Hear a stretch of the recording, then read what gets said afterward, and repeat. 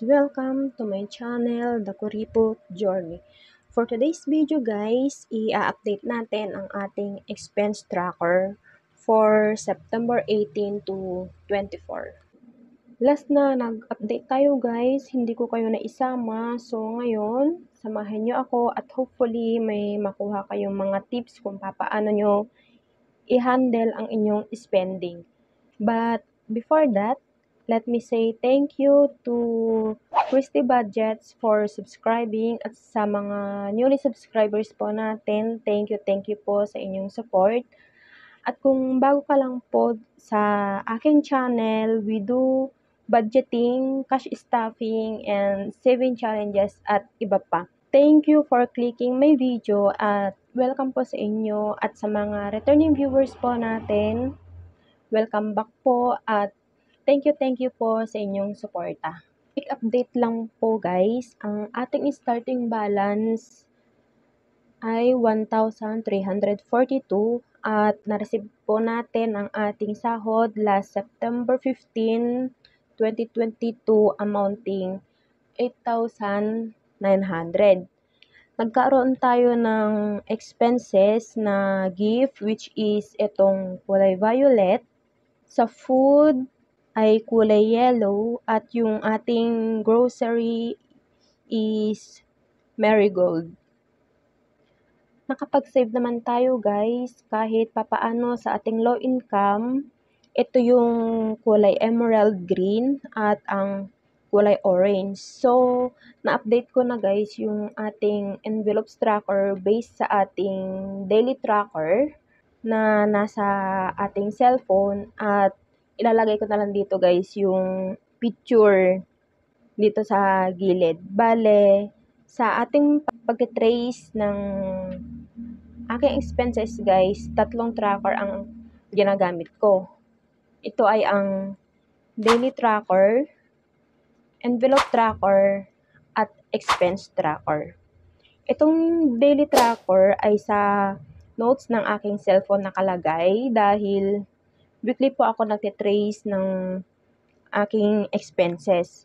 So, yung ating envelope tracker naman, ito yung expenses ko every category o every envelopes. At ang expense tracker ko naman ay ang hard copy ng aking daily expenses o yung tinatawag na from digital to paper. So, samahan nyo ako guys sa ating paglilipat.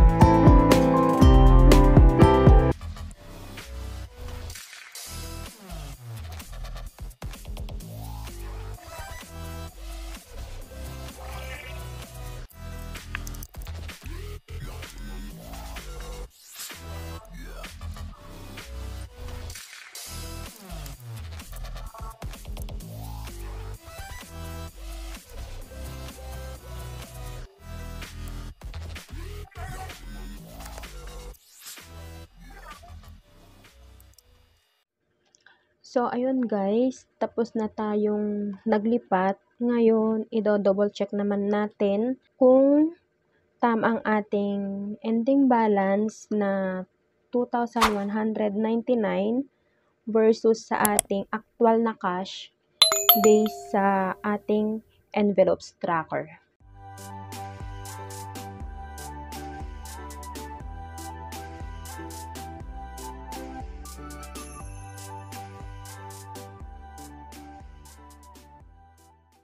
So, ayan guys, tali siya. Ang ating ending balance based sa ating expense tracker ay 2,199 at ang ating actual na cash based sa ating envelopes tracker ay 2,199. So, lagi kong sinasabi guys na dapat tali ang ating expense tracker versus sa ating actual na cash dahil dito na-check natin kung saan-saan napupunta ang ating pera dahil every cent in your money counts as per the budget, ma'am. So, kung hindi tali ang tracker, meron kayong hindi na monitor sa mga gastos nyo, guys.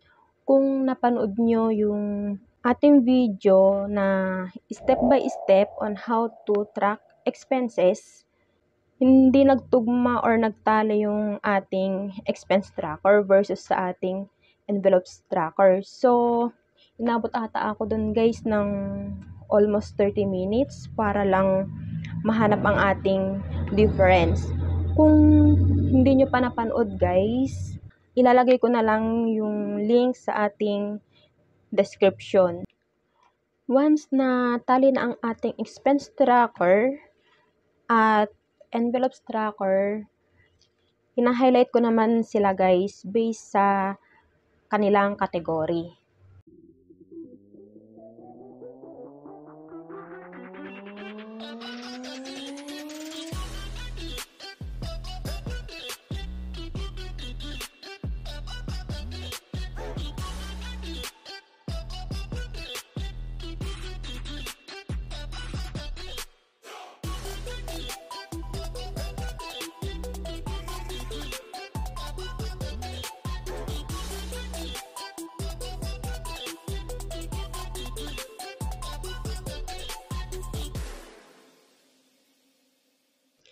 So, ayun guys, tapos na tayong mag-highlight. So, i-stuff naman natin ngayon yung ating saving challenge na nakita habang tayo ay nag-update ng ating envelopes. So, ito siya guys.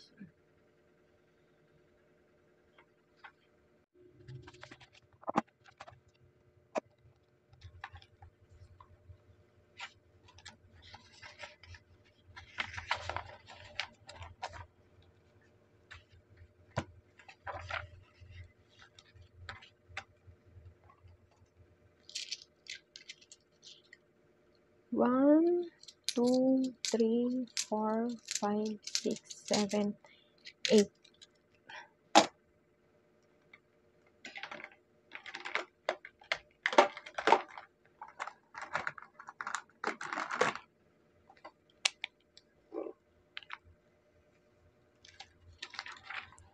One, 2, 3, 4, 5, 6, 7, 8.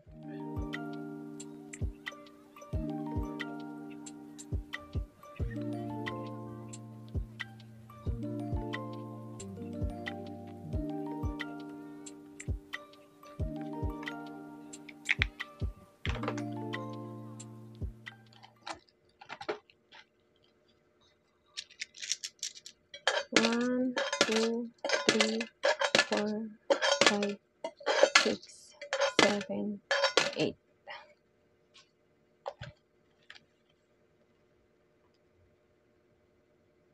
So, ayun guys, tapos na nating i-stuff ang ating saving challenge na 20 coins invisible challenge.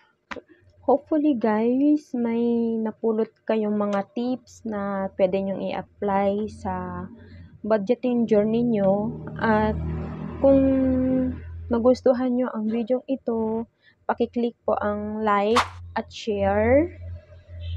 At mag-comment po kayo sa ating comment box below. At huwag nyo pong kalimutan i-click ang subscribe button at pati na rin po ang notification bell para ma-update po kayo sa ating mga susunod pang mga videos at sharings. So, itong muli ang inyong Ate Manel nagsasabing ang pagiging kuripot ay hindi nangangahulugang pagkamadamot bagkus ito ay pagkamasinop. So, bye guys! See you on next video and sharings. Bye!